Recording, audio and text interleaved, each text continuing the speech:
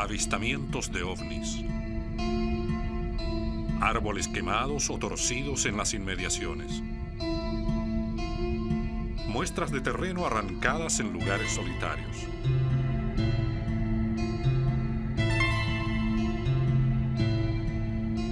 ¿Cómo se explican estos casos?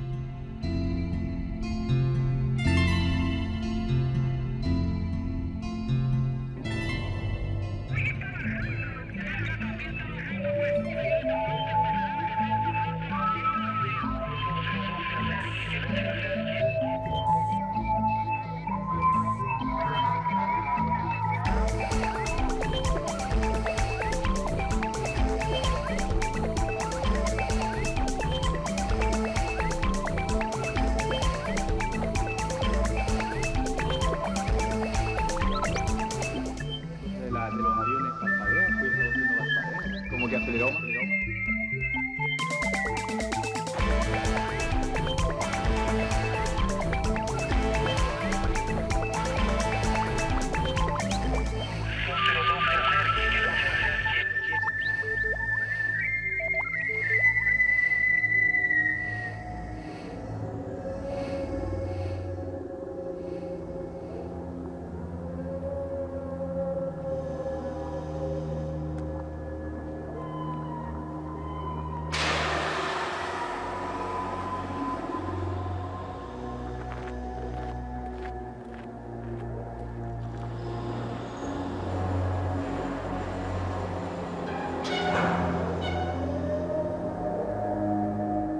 A lo largo de los siglos, el estudiar las señales que hay en rocas nos ha permitido, por ejemplo, conocer especies de plantas o animales ya desaparecidas.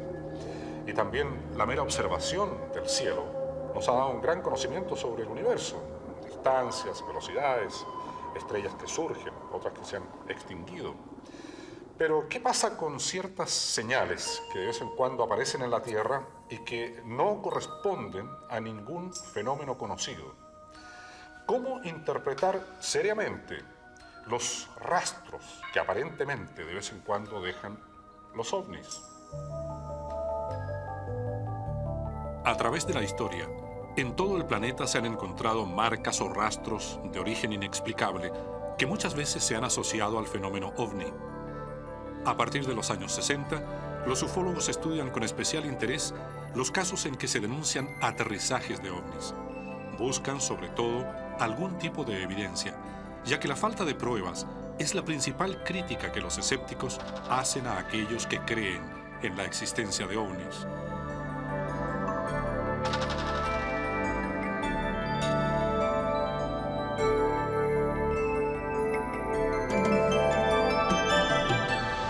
En el lenguaje de los ufólogos se designa como encuentro del segundo tipo, aquel que produce algunos efectos físicos, como que se interrumpan las transmisiones de radio, o se apaguen las luces, o quede el pasto quemado.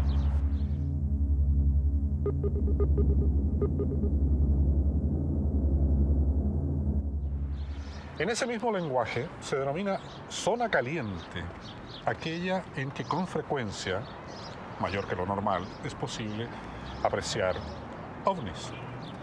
Y aunque tiene que resultar paradojal para cualquiera que conozca el clima de Punta Arenas, esta zona de Magallanes es considerada zona caliente.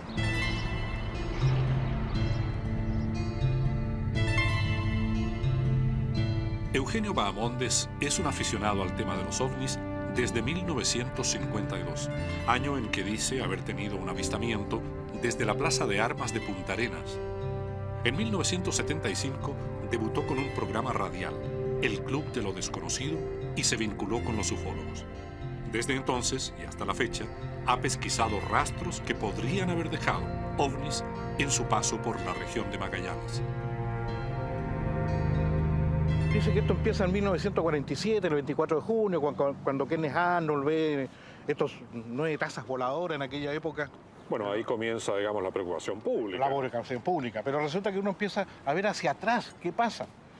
Y allí nos empezamos a encontrar con que aquí, en el estrecho de Magallanes, Pedro Sarmiento de Gamboa el 7 de febrero de 1580, en la bitácora del libro coloca que vio un objeto que iba pasando por el estrecho, se sube hacia arriba, después baja y se va. Redondo, anaranjado y rojo cuando se va yendo.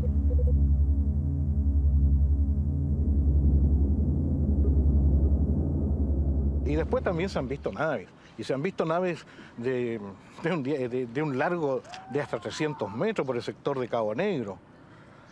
Aquí en Magallanes. Aquí en Magallanes.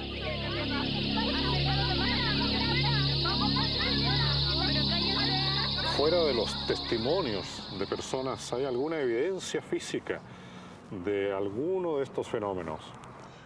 Bueno, hemos tenido evidencia física en el sector de calle Mardones hacia los cerros, donde se posó un objeto volador y quemó en un diámetro de 10 metros, quemó el pasto totalmente calcinado.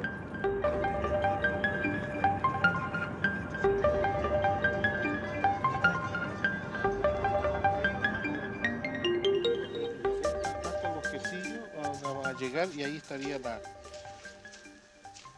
la depresión calcinada.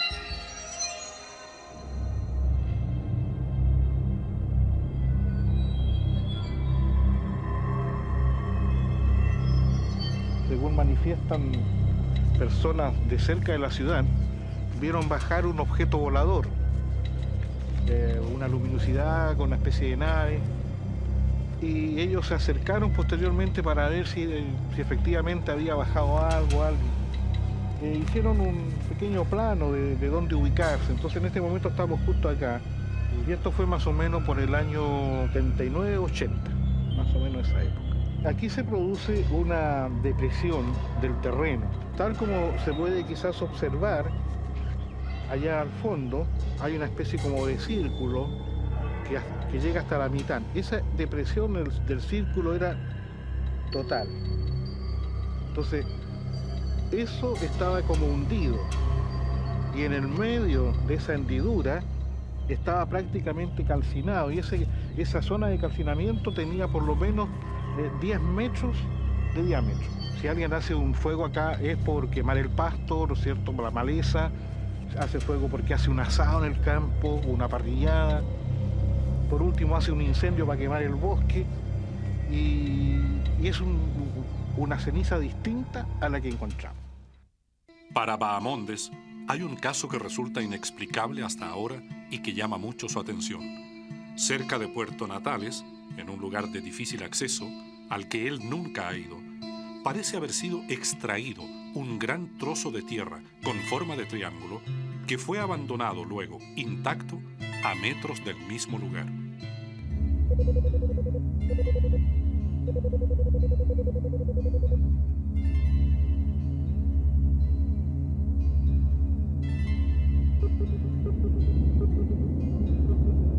Allí donde está el triángulo es igual un pequeño valle como esto, liso, parejo, y los vaquianos del sector circulan por las alturas. Entonces cuando ellos bajan, uno echa su mirada y ve siempre verde. Ellos un día bajan y ven una mancha oscura. Lo que encontraron estos arrieros, encontraron este triángulo, que tiene por un lado 4 metros, por otro lado 5 y por otro lado 7 metros. Que más o menos el espesor de este triángulo que sacaron, porque lo arrancaron realmente, tiene más o menos un espesor de 20 centímetros. ¿Quién lo hizo? ¿Cómo lo hizo para sacar este champón inmenso de esas medidas? Luego de que Eugenio Bahamondes nos introdujera en el misterio del Triángulo de Última Esperanza, buscamos más evidencias sobre encuentros cercanos del segundo tipo. Y las encontramos muy cerca de Santiago.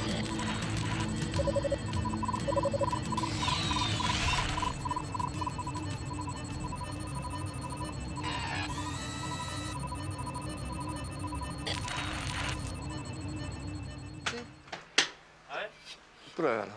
Veamos qué pasa. Sí, está bien. Sí, porque no tiene que ser ni alto ni bajo.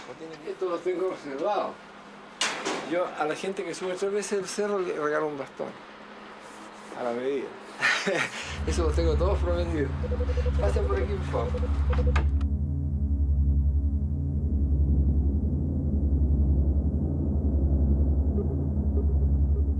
Hugo Ravera es conocido porque masificó el consumo de pizzas en nuestro país en los años 60. Cuando decidió construir su casa en la zona de El Arrayán, lo hizo porque el lugar era muy parecido al pueblo en que nació, cerca de Génova, en Italia. Junto a su amigo, el meteorólogo Willy Duarte, conocido como el hombre del tiempo en Televisión Nacional, compartían el interés por los fenómenos aéreos anómalos. Ravera tuvo una experiencia directa con uno de ellos en 1979. Llegué del trabajo y miré por la ventana y vi esta cuestión que está acá.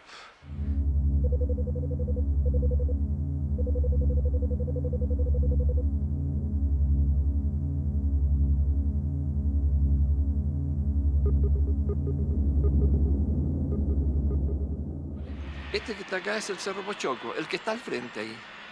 Pero esta foto está al revés, ¿eh? La inclinación es hacia acá. ¿Se fijan que está al revés? Claro que no está muy bueno esto, porque se ve muy difuso. Aquí en el centro a lo mejor se ve el disco volador. Ahí redondito. En la diapositiva se ve más perfecto. Donde se vio perfecto, cuando lo pasó Willy Duarte en la televisión.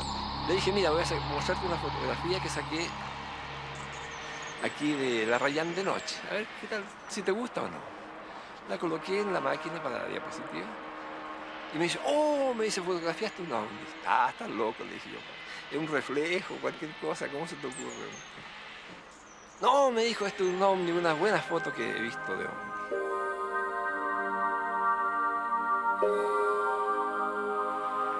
Y dije, voy a ir a ver dónde vi este aparato.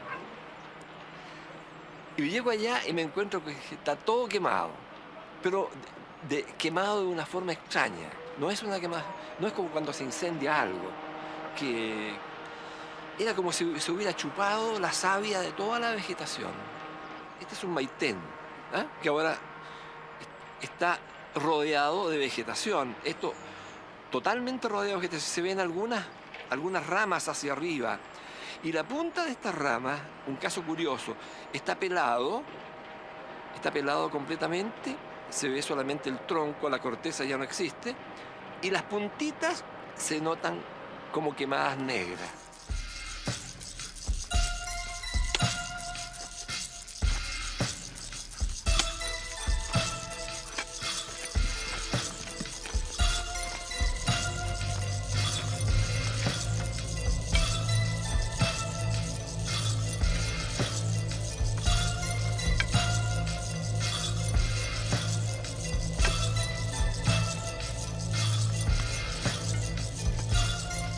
Eran varias luces que se ven también se ven en la diapositiva, que se ve todo iluminado. Había azul, amarillo, verde.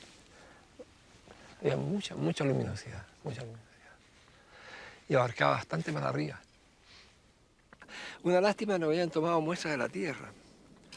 Porque con todo eso, esa propaganda que hubo en los diarios, porque hubo una cantidad de propaganda de esto, es decir, todo salió en todas partes de esta cuestión. Que no hayan venido, ahí se interesó por eso. Si no habrían visto algo, a lo mejor han encontrado algo diferente.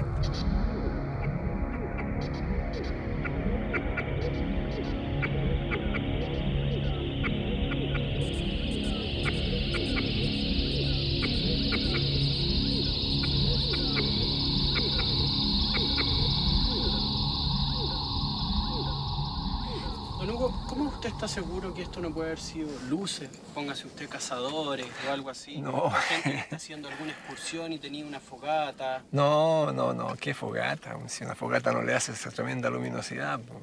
De luces de todos colores, ¿a dónde? Una fogata es de este porte, po. Pero esta cuestión es enorme, así, po. ¿Cuándo? No, imposible, aunque quieran decir eso, no es imposible. ¿Usted está completamente seguro que era un... Total, absolutamente seguro. Y ahí se ve la prueba que no se quemaron las cosas. Se chupó igual como un gran calor. Pero también en las puntas se ve que está un poquito negro, ¿ven? Porque también produjo ese calor, esa quemazón, pero en las partes más de arriba. Las más, como esta parte, por ejemplo. Pero el resto no está quemado. Otros dicen que chupan estas cosas las chupan porque ellos se abastecen de combustible con el líquido que tienen las plantas. Dicen, cosas que yo no puedo decir nada, de oídas nomás. Así es la cosa. Pero esto es verdad, ¿no? Aquí no hay cuento.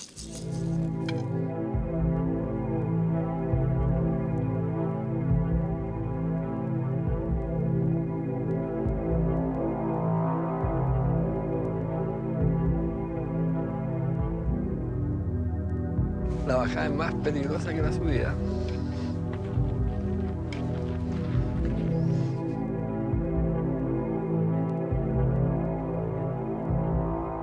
La zona central de Chile es considerada una zona caliente, desde la cual se reportan muchos avistamientos. Si fuera cierto que los ovnis dejan rastros a su paso, sería lógico que hubiera otros casos como este. Investigamos en la prensa y encontramos otro. En octubre de 1995, un testigo vio un objeto volador no identificado en las inmediaciones del Cerro San Cristóbal.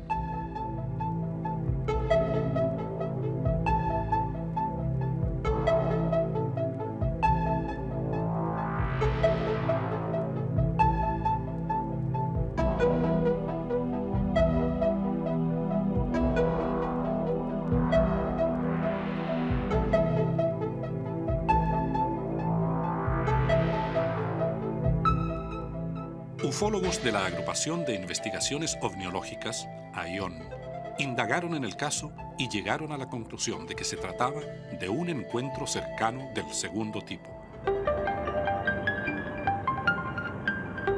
En compañía de Bahamondes, nuestro equipo inició un viaje hacia el norte de Puerto Natales en busca de dicho triángulo.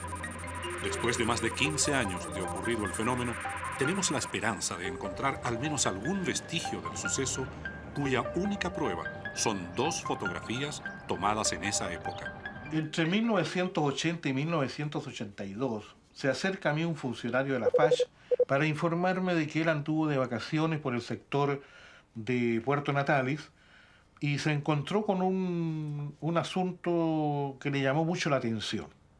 Y a ello entonces nosotros le hemos puesto por nombre el Triángulo de Última Esperanza.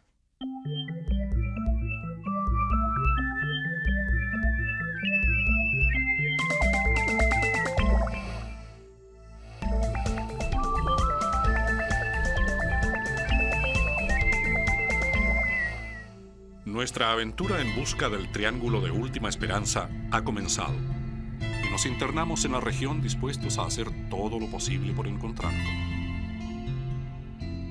Unos 30 kilómetros al norte de Puerto Natales, se encontró en la tierra un triángulo perfecto, del cual había sido sacada una capa de 25 centímetros de profundidad con su pasto encima, y esa capa estaba a algunos metros más allá, intacta, con los mismos contornos exactos del triángulo que faltaba en este otro sector. Los ufólogos relacionan esto con el fenómeno ovni, incluso le tienen un nombre que se lo da a la región en que se encontró, el Triángulo de Última Esperanza. Es en el kilómetro más o menos 45 desde Puerto Natales hacia el Paine, hacia Cerro Castillo, donde está la Laguna Figueroa. Allí hay un puesto donde están los cuidadores de ovejas. Y ellos tienen otro puesto por este otro sector, por unos cerros. Entonces ellos hacen casi diariamente, diríamos, día por medio, este recorrido para ver los animales. Bajan y suben haciendo este recorrido. De pronto, de un día para otro, observan que a la bajada, en un valle, hay una mancha negra. Entonces, al saber que hay algo que nunca habían visto y que de un día para otro aparece, se acercan a observar. Y es eso lo que ellos muestran a esta familia que andaba de veraneo. Y aquí podríamos más o menos ver lo que encontraron estos arrieros. Encontraron este triángulo, que tiene por un lado 4 metros, por otro lado 5 y por otro lado 7 metros.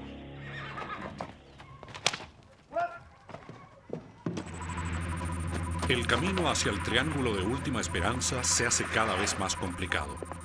Según parece, el lugar en el que aparentemente está es de muy difícil acceso. A los pies de este cerro, ¿cierto? Que es el Jorge Mon, se llama, está este valle. Y después viene la otra parte del cerro que... no sé cómo se llama esa parte, le dicen el Cerro Campana, sí. ¿Ah? Entre este cerro y este está el valle donde tiene que estar esto. Y con un vehículo se puede bajar hasta el valle.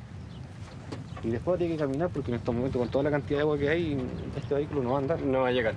No va a llegar, pero después simplemente hay que caminar, ¿no? Qué sé yo, 1 hora, 1 hora y media para buscarlo. ¿Tú tienes tiempo para acompañarnos? Sí, sí. Los puedo acompañar. Espérenme un rato.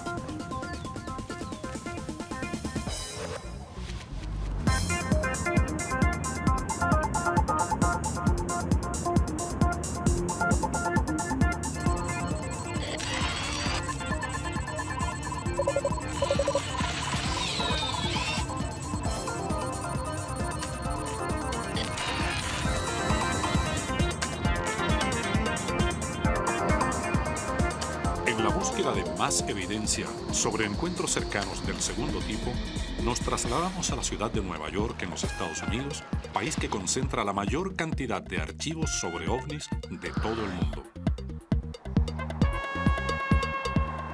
Gran parte de los casos y personalidades que hemos conocido aquí en los Estados Unidos los debemos a la colaboración con un investigador ufólogo reconocido dentro de este país y en el extranjero, periodista que publica en diversas revistas y que es chileno.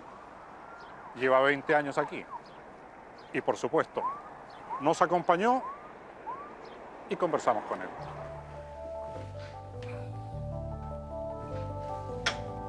Antonio Uneus es el coordinador internacional de MUFON, Mutual UFO Network, la red de asistencia mutua sobre objetos voladores no identificados. También es columnista de la revista Fate, que se edita desde hace 50 años. Hijo de diplomático, dejó Chile en 1975, estudió en la Universidad de la Sorbonne, en París, y se radicó luego en Nueva York, Estados Unidos, en un barrio de Brooklyn. En 1990, durante un congreso en Miami, fue elegido ufólogo del año en los Estados Unidos. Tuve un par de avistamientos, pero no cercanos. Lejanos. ¿Dónde? Uno en Chile, en el Cajón del Maipo. ¿Qué viste? Luces del tamaño de una estrella, digamos, de la luminosidad de una estrella. Todo parecía una estrella, pero no se comportaban como una estrella. En vez de quedarse fija o a lo más titilear un poco, se movían en zigzag, paraban, daban vueltas. El otro es en Nueva México, y de hecho tengo hasta una foto, pero para Nuevo mí... México, aquí en los Estados Unidos. Sí, cerca del campo de pruebas White Sands. Pero para mí que eso era una cosa de los militares. Hay un artículo interesante aquí que es sobre casos chilenos de los años 60, de una comisión que hizo la FACH, que es la única, digamos, el precedente histórico al CEFA de hoy en día, que fue la oficina meteorológica de la FACH. Pero desgraciadamente tal vez el clima político no era apropiado en la época y duró muy poco tiempo. Después, este es otro caso histórico chileno, el famoso ovni de Peyuco. Esto ocurre en el sur en el año 65. Y básicamente lo vieron muchos testigos, describen un ovni que aterriza, pero es como una especie de aspiradora y sacó una cantidad de tierra increíble y creó pánico entre los pobladores. En un viaje reciente que hice yo a Chile, justamente tuve oportunidad de entrevistar al mayor, ya ahora en retiro de Carabineros, Raúl Gajardo, que él cuando era policía muy joven le tocó investigar este caso. Soy mayor de Carabineros en retiro. acogí a retiro el año 86. ¿Llegaste a ser mayor acá de la zona? Sí, llegué con ese grado a esta ciudad.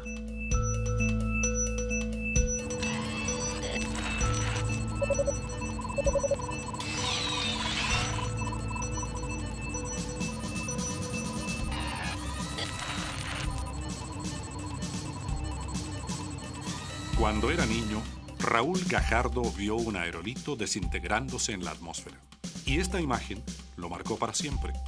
Era 1954 y él tenía 14 años. Y junto a su familia y numerosos habitantes de Concepción, observó en el cielo, a las 4 de la tarde, un tubo brillante que echaba un humo color naranja. Años después, en su calidad de carabinero, le tocó investigar un encuentro cercano del segundo tipo. Ya como oficial llegué a servir a Puerto Montt y ahí me tocó conocer el caso Peyuco. Un caso histórico que ha marcado en la omniología nacional.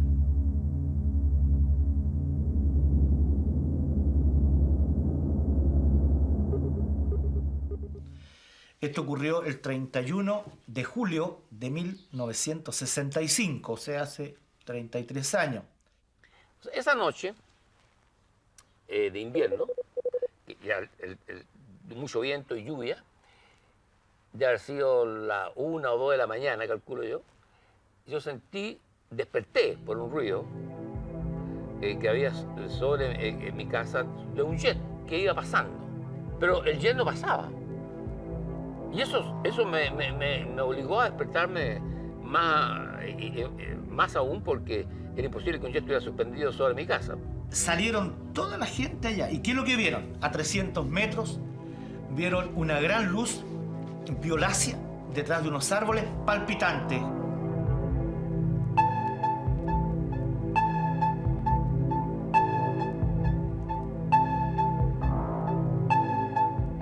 Era imposible identificar focos, sino que era una masa de luz que alumbraba a mis niños y toda la parte de atrás de mi casa, que era una huerta. Pero esa luz estaría más o menos detrás de mi casa a unos 100 metros de mi casa, más o menos. Pero la sorpresa se la llevaron al otro día en la madrugada, cuando fueron a ver el lugar. Había la Tierra en un radio como de 60 metros, como que la Tierra fue succionada. Estaba el hoyo. Yo estuve en el hoyo. Que yo lo fui a ver, pero que a mí no lo considero que no es verdad eso. Ahí nunca aterrizó nada, porque era un terreno inclinado. No creo que el piloto del Omni se le haya ocurrido aterrizar en un ángulo ahí de 45 grados. Y yo lo atribuyo que fue un deslizamiento de tierra. Había sido un deslizamiento de tierra provocado por la lluvia, exceso de lluvia. Pero no creo que haya... Ahora, lo que detrás de mi casa, yo creo que el ovni que hubo no se posó. Estuvo ahí zumbando. Y de ahí el ruido. Porque el ruido no se apagó. Yo lo sentí siempre. Parte de las raíces estaban todavía metidas en la tierra y parte de las raíces en el aire, pero esto estaba absolutamente intacto. O sea que no fue sacado con violencia. La tierra sencillamente se desprendió con toda suavidad, esto es milimétrico, y se llevó esa masa de tierra. Y al encontrarse con tanta evidencia, con tantos testigos, no iba a llegar con un cuento de película a la intendencia. Y cambiaron el tenor de la información diciendo que era un hundimiento del terreno. Y todos quedaron felices. Y al otro día el comisario estuvo en mi cuartel. Me dijo, hijo, yo le creo, pero si yo informo esto van a creer que tengo un oficial loco. O que anda viendo cosas raras, porque así se trataba este tema anteriormente. El que veía un ovni sencillamente estaba viendo ilusiones.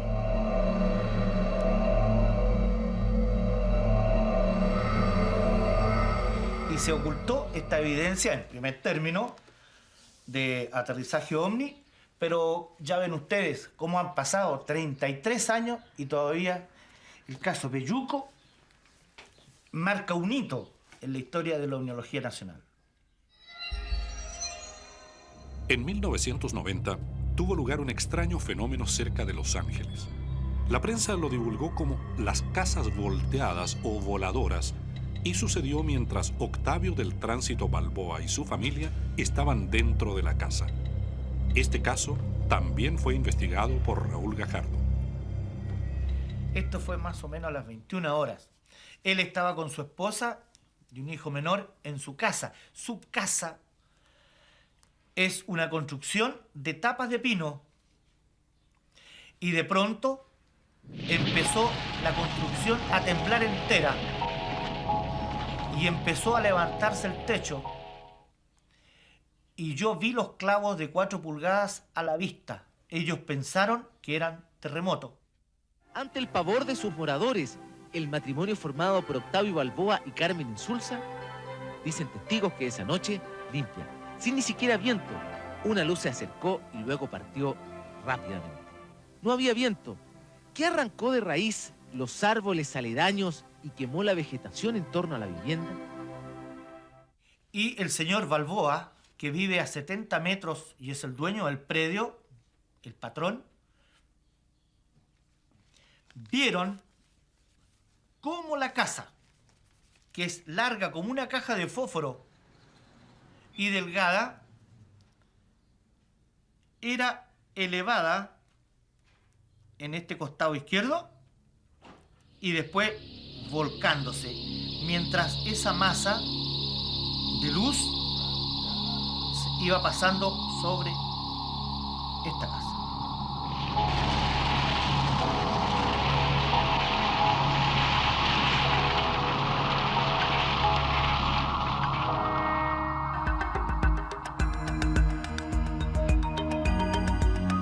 Cuando ya tiene la información, el mayor Gajardo pide al testigo que dibuje o describa el ovni avistado. Con tales antecedentes, prepara un minucioso informe consignando todos los datos del hecho como si se tratase de un parte policial.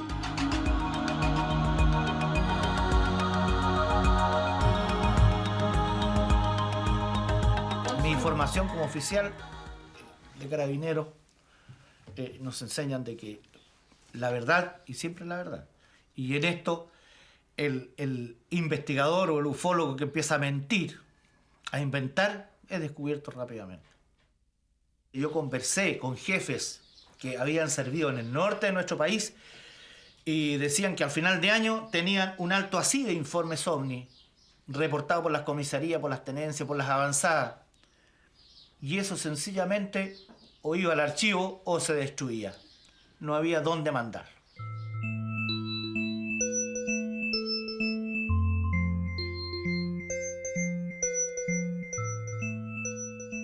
Yo no tengo ninguna teoría, a diferencia de mucha gente en este campo. Yo soy bien pragmático. Me interesa la verdad, pero no estoy comprometido con ninguna teoría que son extraterrestres, que son armas secretas. El problema con los ovnis es que el término ovni aglutina, en mi opinión, una serie de fenómenos. Hay ciertos fenómenos inexplicables, que no son ni armas ni... De acuerdo. Ya, esos. Ahí estoy abierto, la verdad que estoy abierto. Y depende del día, hay días que puedo que me amanezco más escéptico y digo, esta cuestión es todo sociológica, porque indudablemente que es una de las partes más fascinantes del fenómeno ovni. Se puede estudiar estrictamente como un fenómeno sociológico. Hay también un fenómeno no explicado, o sea, más allá, digamos, del fenómeno natural, porque hay casos que son muy buenos y que son muy bien documentados. Y respecto a esos no tienes ninguna... No, o sea, habría que decir de que estamos a lo más, digamos, estamos lidiando con algún tipo de inteligencia, probablemente no terrestre, puede ser extraterrestre, puede ser interdimensional, puede ser, quién sabe, pero hay algo más de todos estos otros temas, digamos, que acabamos de discutir.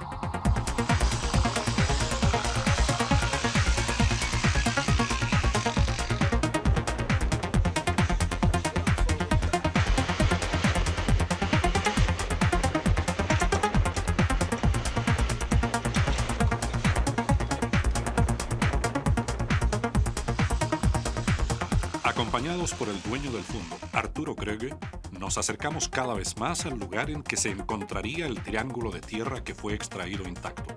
Ya no es posible seguir avanzando dentro de los vehículos.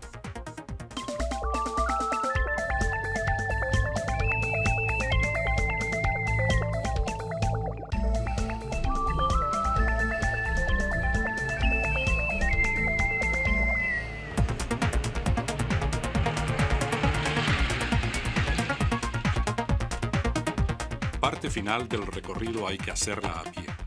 Continuamos avanzando, guiados por Arturo Kröger y acompañados siempre por Bahamontes. Más o menos, yo creo, pienso que es donde hace como un hoyo ahí el cerro. Sí. En esa dirección, de hecho, hacia abajo. Sí. Mientras en el extremo austral del continente buscamos un triángulo, en el norte de Europa existe un enigma que se arrastra desde hace 2 décadas. Se trata de los crop circles, conocidos también como los círculos de Inglaterra.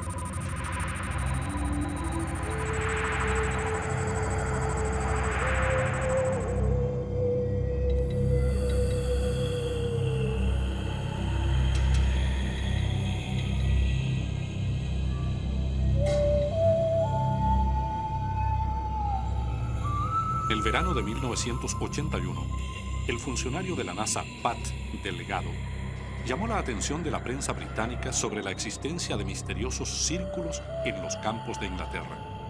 Los reportes habían comenzado 3 años antes. Los círculos aparecían de la noche a la mañana y sus diseños se fueron haciendo cada vez más complejos. Encuentros cercanos del segundo tipo, fraudes. El investigador británico Colin Andrews es autor junto a Pat Delgado del libro Circular Evidence, Evidencia Circular. En este se resume el trabajo realizado desde el día de 1983, en que manejando su automóvil por un camino de las afueras de Londres, vio una plantación de cereales aplastada con 5 círculos en forma de espiral. Cuando se acercó a mirar, las únicas huellas que habían quedado en el lugar eran las suyas. 15 años después, ha visto personalmente más de 2.500 diseños.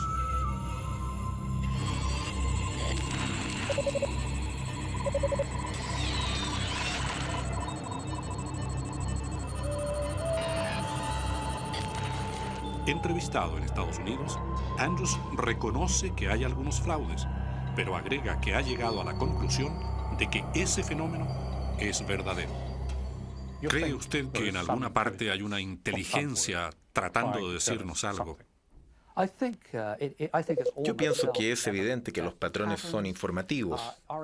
Yo creo que contienen información técnica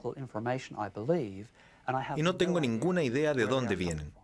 Es posible que sean extraterrestres y que, llegando al año 2000, deberíamos ser capaces de decirlo sin vergüenza. Cada día la NASA encuentra señales de otra vida. Es muy posible que esté acá. Y es muy posible que nosotros estemos viéndolo por 15 años. Y los escépticos hasta el momento no han ayudado en el proceso de hacer esto de dominio público. ¿No tiene usted siquiera una teoría respecto a quién hizo esos círculos? Yo sí tengo una teoría, que está basada en la síntesis de muchos datos. Mi punto de vista es que la psiquis humana, la suya, la mía, la del gran público, están interactuando con un nivel de, voy a llamarlo inteligencia, porque no sé cómo llamarlo.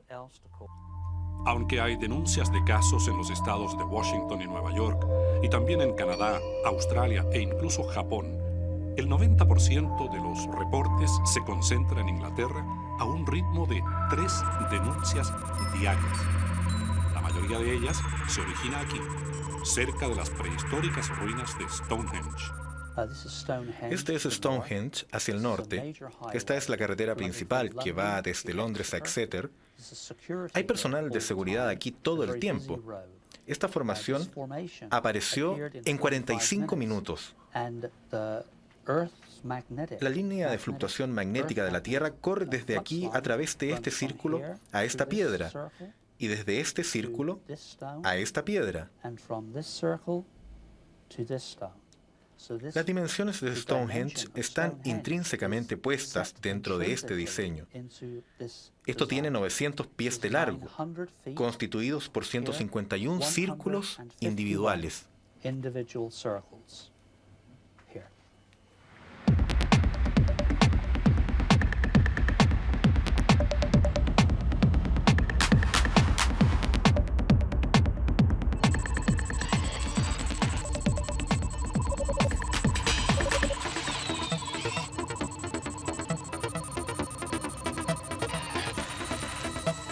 Nos trasladamos hasta San Francisco a conversar con Robert Shepherd, controlador de misiones espaciales para la NASA en Houston.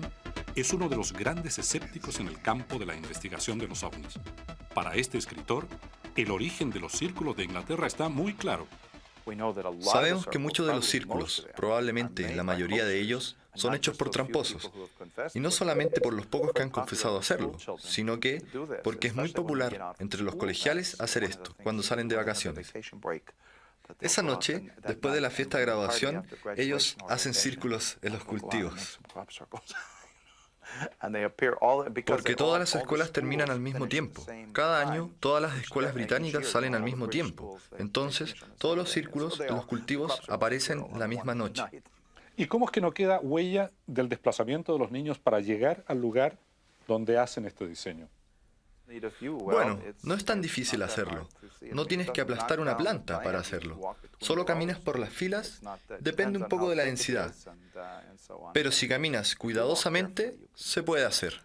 Son figuras sumamente complicadas. Tendrían que ser niños muy habilidosos para diseños tan simétricos. Sí, todos ellos han estudiado geometría, trigonometría, álgebra, todo lo necesario para hacer figuras como estas. Trazar figuras como esas para ser vistas desde la altura no es una tarea fácil. Claro, para que los camarógrafos en los helicópteros puedan mostrarlas en la televisión al día siguiente. Sí, pero es una buena proeza para niños de colegio. Sí, algunas veces los estudiantes pueden desarrollar algo más elaborado. El 10 de septiembre de 1991, dos jubilados ingleses reconocieron ser los autores de varios de estos misteriosos círculos. Durante largas caminatas habían modelado las figuras y para los escépticos el misterio quedaba resuelto.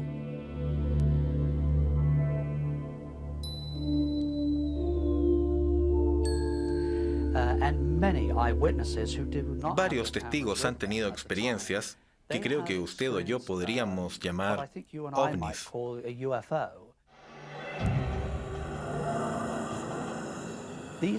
Este es un objeto no identificado en el cielo.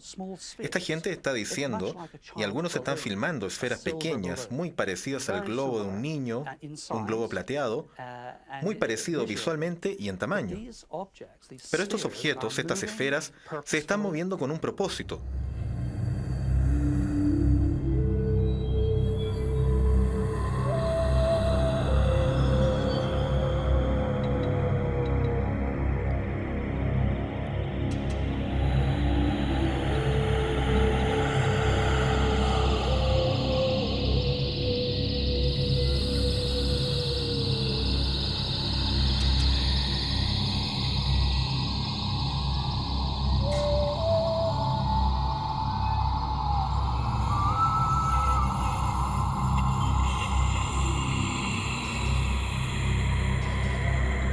Durante su investigación, Colin Andrews logró recopilar para su libro todos los modelos de crop circles cuyos diámetros van desde los 3 a los 22 metros. Encontró que existía una relación entre algunos diseños y la geometría más avanzada. También encontró relaciones con los milenarios símbolos de los indios Hopi y con los aztecas. Esto, para él, podría representar una nueva espiritualidad, el paso de la conciencia humana a un estado superior.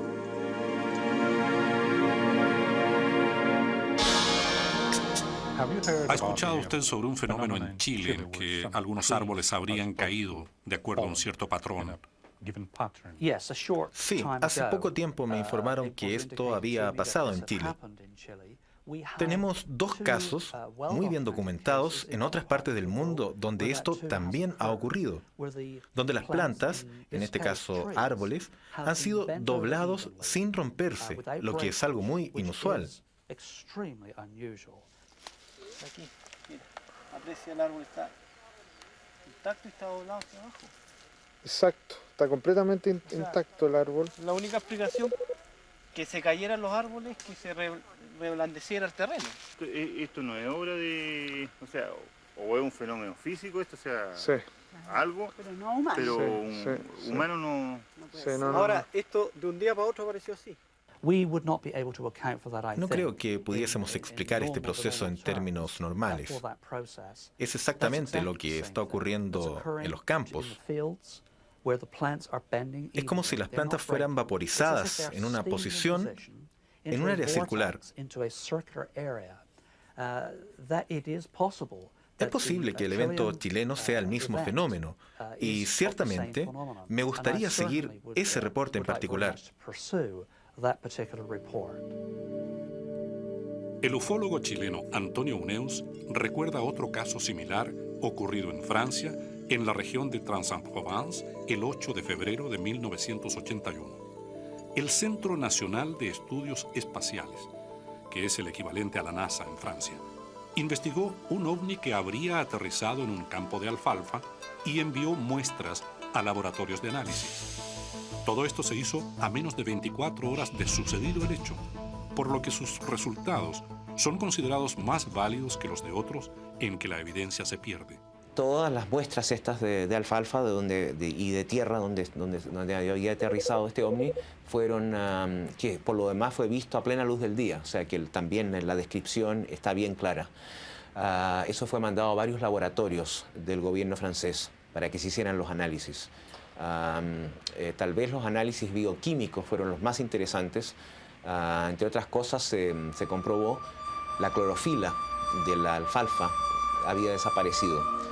Y tal vez aún más impresionante fueron los cambios bioquímicos que pasaron en que las plantas de alfalfa eran jóvenes, fisiológicamente eran plantas jóvenes, pero después de este incidente se pusieron bioquímicamente viejas y no hay explicación en la naturaleza para ese tipo de fenómenos.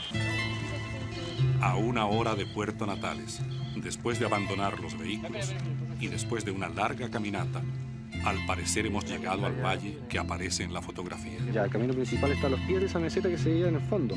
Ya. Con erosiones, ¿cierto? Sí. Ahí en el fondo. El puesto. Este es el que estuvieron hace un rato. Sí. Y este es el otro. Porque vemos el techo, que es este, que baja hasta acá. Sí, es el que tenemos ahí. Así que por lo tanto eso tiene que estar por acá. Más o menos esta dirección. Esa dirección. Esta dirección tendríamos que caminar. Pero tendría que ser más o menos por esta zona, por los cerros.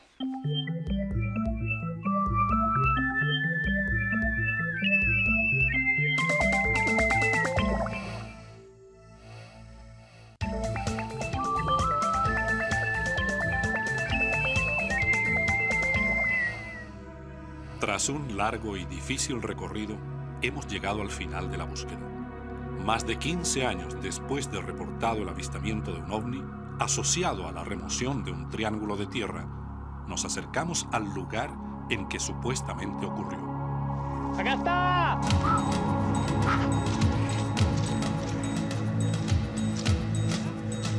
¡Acá está!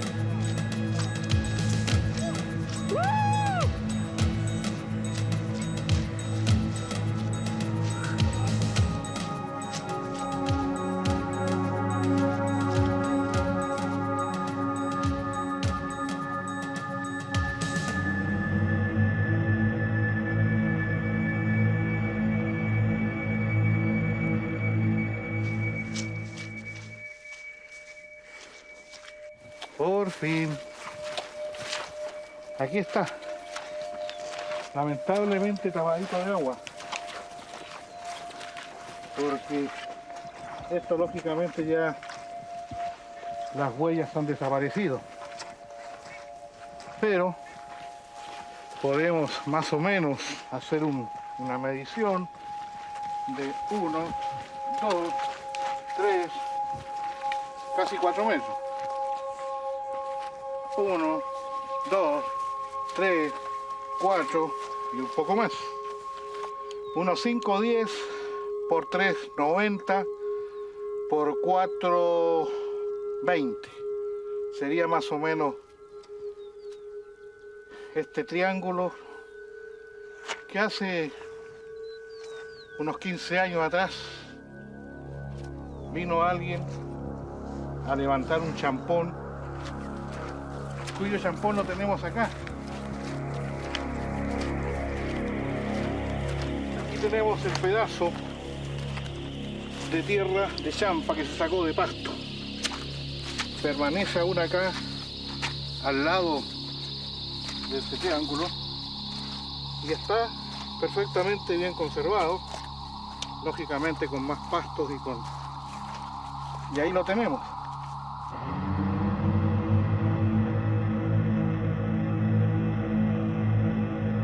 Como ustedes pueden observar, este champón está intacto, no está partido en ninguna de sus partes interiores.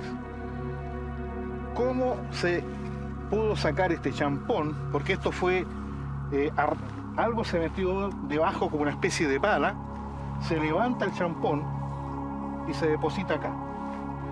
Aquí hemos caminado más de 2 horas. Tenemos, desde que dejamos el camino, llevamos como 1 hora en vehículo. De manera de que alguien por venir a hacer una broma es imposible que la haga. Porque tendría que llegar con alguna maquinaria especial. Hace 15 años atrás acá era imposible, como decía el señor antes, acá no se podía llegar en vehículo, solamente a caballo. Entonces prácticamente imposible que haya venido alguien a hacerlo, es algo, un fenómeno antinatural tal vez. ¿Qué cuenta la gente acá? ¿Tú has escuchado alguna vez de leyenda o algo así? No sé. ¿Sobre esto? Simplemente que un día se empezó a escuchar el rumor de que había aparecido algo, que se había posado algo sobre la Tierra, ¿cierto? Había sacado una champa de tal y tal tamaño. Y todo el mundo concuerda en que son ovnis, objetos voladores no identificados, porque yo creo que ningún ser humano puede hacer eso, ¿no? Así que seres humanos, para mi modo de entender, es imposible que lo hayan sacado, levantado y trasladado hasta acá y que quede intacto. De un modo increíble y embargados por la emoción, logramos dar con el triángulo de tierra que más de 15 años atrás fue inexplicablemente arrancado y luego abandonado. Frente a este extraño fenómeno se abren muchas interrogantes. ¿Quién pudo hacer algo así?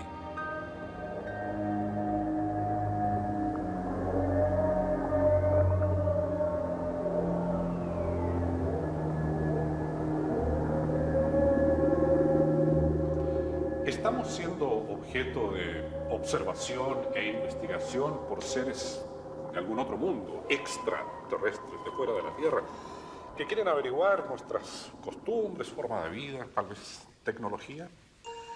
Si es así, es indudable, primero, que no comprendemos su método, la forma en que están tratando de averiguarlo. Y en segundo lugar, es indudable que hay muchos rastros en toda la Tierra de distintos fenómenos para los cuales no tenemos explicación.